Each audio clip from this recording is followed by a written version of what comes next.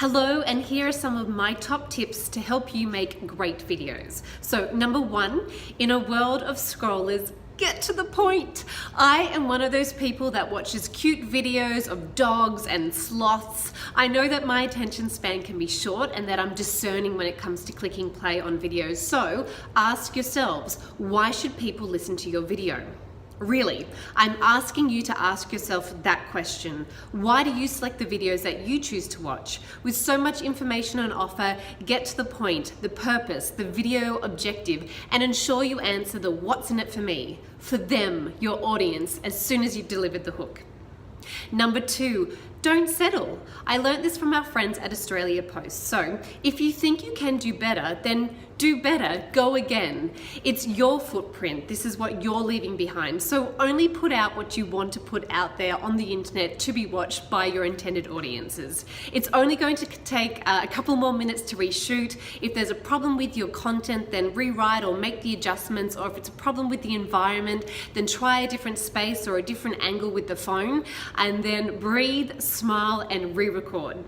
Number three, be your own location scout. So find great spaces to video in, and if you do have a boring office, then film around your work or in the reception area, the boardroom, the cafe downstairs, or identify the live areas in your office. So i.e. the spaces where there are people in your background interacting, walking and talking.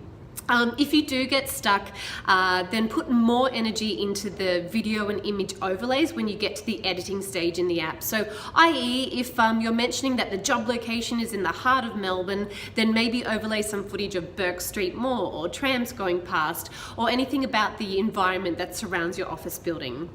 Number four, show, don't tell. This is a visual medium, visual. So use the editing in our app, the captions, the pictures, the video overlay to help our modern brains process information the way they want to, which is fast, really fast. Video is processed by our brains 60,000 times faster than text. So allow the captions to tell people or show people your name, your title, and your contact details.